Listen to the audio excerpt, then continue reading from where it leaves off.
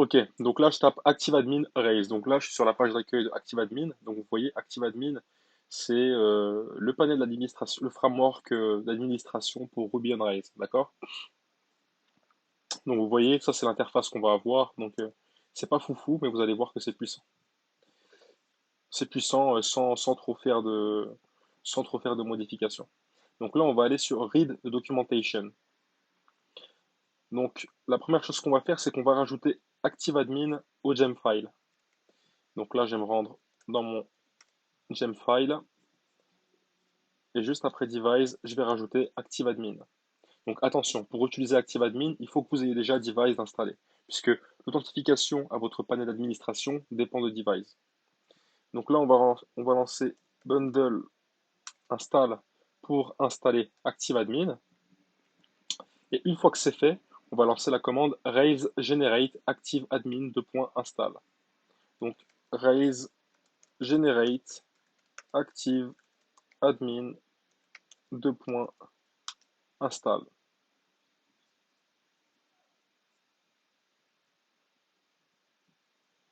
Donc vous voyez, ça allait installer device, mais ici ça nous dit no need to install device, already done. Tout le monde voit mon écran ou pas? Donc vous voyez, ça a également créé un fichier de migration qui s'appelle device create admin users, donc on ira le voir juste après. Et ça a aussi créé un modèle admin users. Ça a également créé les routes nécessaires pour admin, euh, ainsi qu'un fichier de seed. Donc ça on le verra juste après. Et un dossier admin dans lequel il y a déjà dashboard et admin underscore users. Donc là, ce qu'on va faire dans un premier temps, c'est qu'on va aller vérifier le fichier de migration. Donc migrate admin users. Donc vous voyez, c'est très simple, hein. Un admin, ça prend les mêmes champs qu'un utilisateur. Donc on a un email et un mot de passe encrypté. Ensuite, dans modèle admin user, on a la même chose que pour users. Ici, vous avez un nouveau dossier qui s'appelle admin, dans lequel on aura tous les fichiers qui sont propres à l'interface d'administration.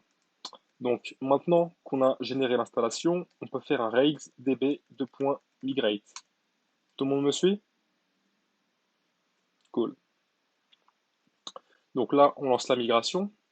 Et une fois que c'est fait, alors regardez, on va aller dans le fichier qui s'appelle seed.rb. Donc seeds.rb. Donc vous voyez ici, ça, si on lance ce fichier-là, ce fichier de seed, donc un fichier de seed, c'est un fichier qui est fait pour peupler la base de données au démarrage d'une application. Imaginons que vous souhaitiez transmettre votre application à quelqu'un d'autre. Donc pour qu'il y ait déjà des données en développement, en dev, en environnement de dev, et bon, on met plein de données pour que son application elle soit prête dès lors qu'il l'installe. Donc ici, ça crée un admin avec l'email admin@example.com et le password, c'est password. Donc pour avoir accès à cet admin-là, pour le créer, donc soit on copie-colle cette ligne et on la met dans la console, ou alors, puisque c'est dans le fichier seed.rb, je fais simplement un raise db2.seed.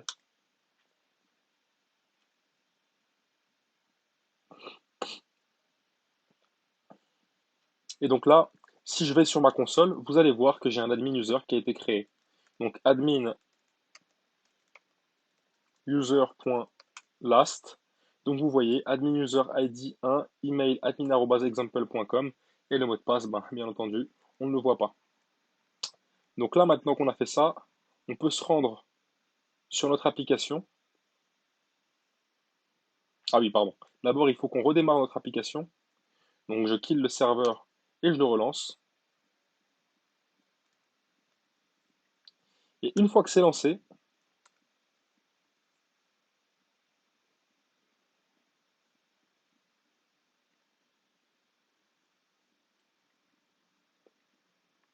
ça c'est des conneries que j'avais écrites dans ma vue application.html.erb pour vous montrer les link to. Donc je vais simplement supprimer ça. Donc là, je rafraîchis ma page. Donc vous voyez ce qui s'est passé. En fait, là, c'est le CSS et JavaScript de ActiveAdmin qui interfèrent avec notre application. Mais on verra tout à l'heure comment supprimer ça. Donc là, je vais taper n'importe quoi, ou raise info route. Et là, je vais faire une recherche de admin. Donc vous voyez ici, admin/login, c'est la route qui est faite pour me connecter à mon interface d'administration. Donc là, je mets simplement admin ou admin/login. Et vous voyez, là, j'arrive ici. Donc là, je tape simplement admin@example.com et ici, je mets password, remember me et je me login. Là, j'ai mon interface d'administration. Maintenant, j'ai un problème. Le problème qu'on a vu, c'est quoi? C'est que le JS, le CSS de ActiveAdmin interfère avec notre application. Donc pour régler ça, on va simplement taper ActiveAdmin JS CSS conflict. Donc vous voyez, raise ActiveAdmin CSS conflicting with Twitter Bootstrap.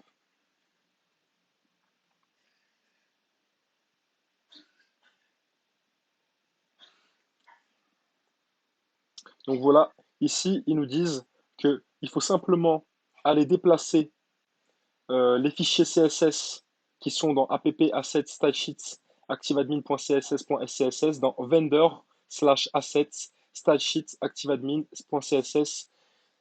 Donc pour faire ça, je vais simplement faire ça, regardez. Alors, je vais simplement regarder, simplement vérifier que chez moi il s'appelle pareil. Donc chez moi il s'appelle active_admin.scss. Et du coup, ben, ce que je vais faire, c'est que je vais simplement venir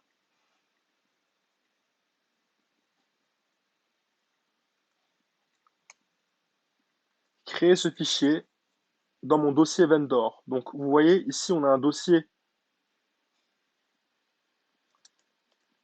vendor.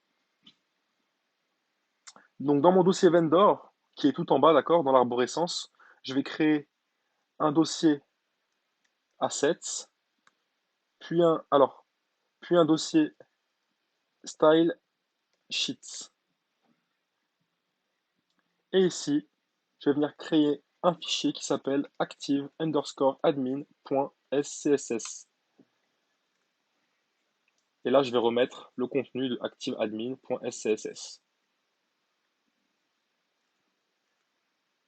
Mais en gros, typiquement, vous allez simplement déplacer votre fichier qui est dans app assets stylesheets activeadmin.scss dans vendor/assets/stylesheet.scss. Je vous envoie le lien dans Didier au cas où. Et là, ça va nous permettre d'isoler le CSS d'ActiveAdmin dans Vendor et de ne pas venir altérer notre application. Donc là, j'ai redémarré mon serveur, donc je l'ai killé, je l'ai relancé.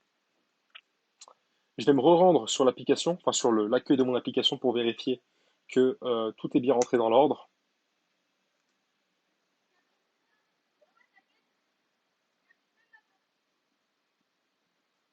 Et tout n'est pas rentré dans l'ordre. Ah oui, parce que dans mon fichier... Quoi? Parce que dans mon dossier JavaScript, ça a aussi mis activeadmin.js. Donc ça, pareil, on va le supprimer et on va le déplacer dans le dossier vendor. Donc new file, donc dans le dossier JavaScript avec un S, je vais mettre active_admin.js.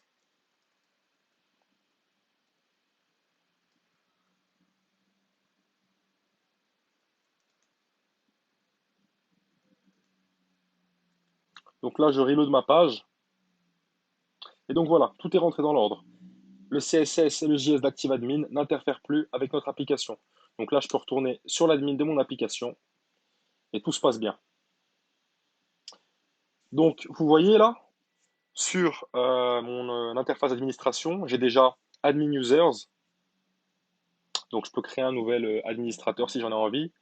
Et j'ai aussi les commentaires. Donc, les commentaires, c'est ce que vous allez pouvoir ajouter quand vous allez regarder une ressource en cliquant sur View. Ici, je peux mettre un commentaire. Et vous voyez, là, j'ai tous les commentaires qui sont associés à cette ressource. Donc, juste ici. Et si je vais dans Comments, je peux également le voir. OK? Donc là, ce qu'on va faire, c'est qu'on va suivre la suite du tutoriel et on va générer une page ActiveAdmin pour une ressource. Alors pour ça, c'est très simple. Je vais simplement taper la commande raise generate ActiveAdmin ressource suivi du nom du modèle. Donc,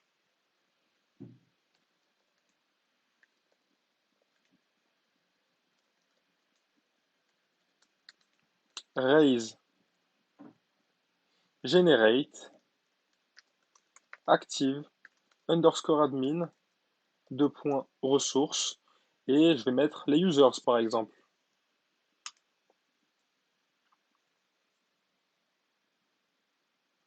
Alors qu'est-ce que ça me dit là? Ah oui, pardon, user. Donc c'est là je dois mettre le nom du modèle. Donc c'est user au pluriel et ça commence par une lettre majuscule.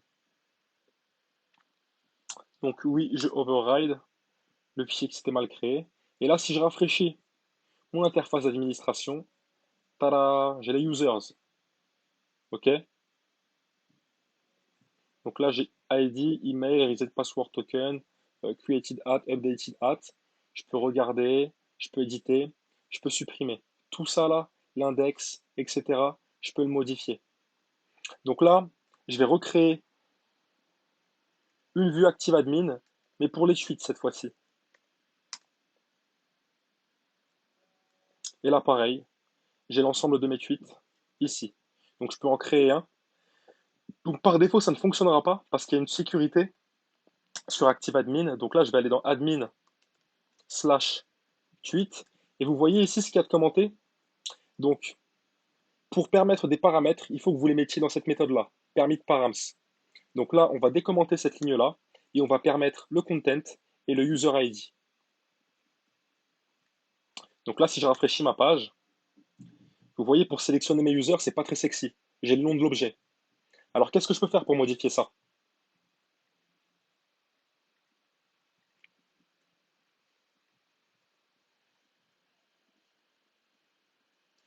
C'est ça. Alors ici, je vais aller dans le modèle tweet et je vais créer une méthode qui s'appelle displayName. DisplayName.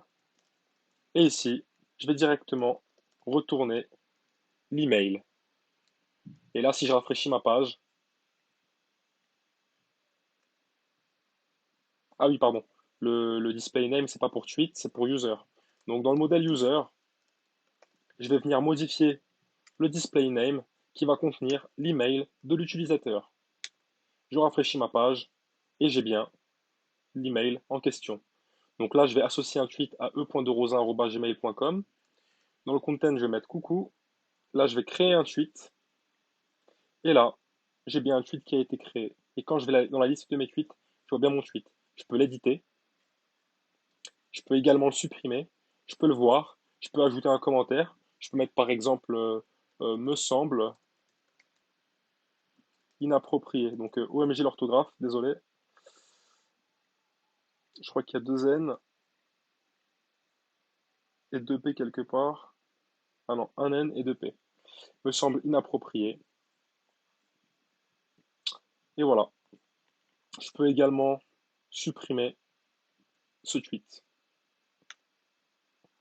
Donc ça, voilà, avec ça, vous pouvez facilement créer un CRM que vous allez facturer à une entreprise. Donc là, c'était les éléments par défaut de l'interface d'administration. Mais après, voilà, sur la droite, vous avez tout ce que vous pouvez modifier. Donc par exemple, on peut modifier la page d'index, donc la page qui répertorie toutes les entrées du modèle en question.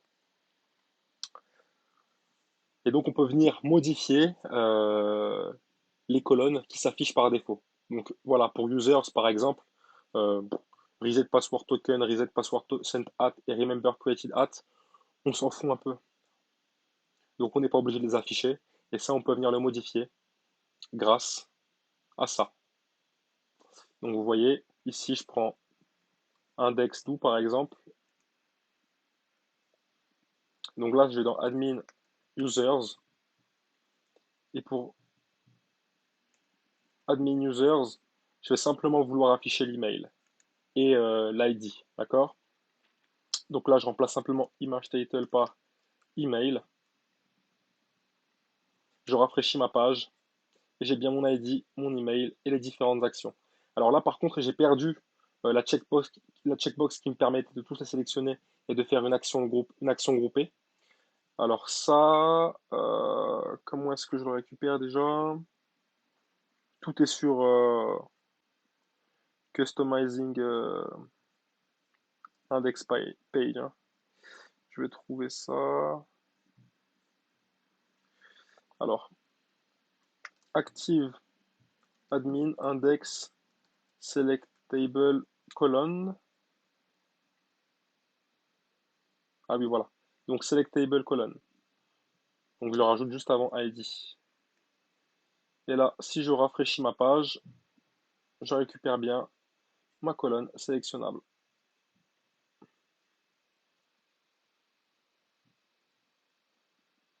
Voilà tout.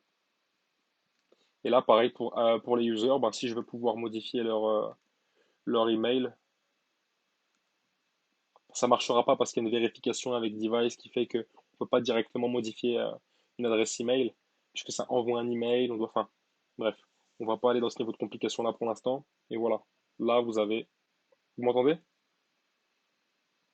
Allô? Voilà, ok, ça marche. Bon, bah désolé pour ça.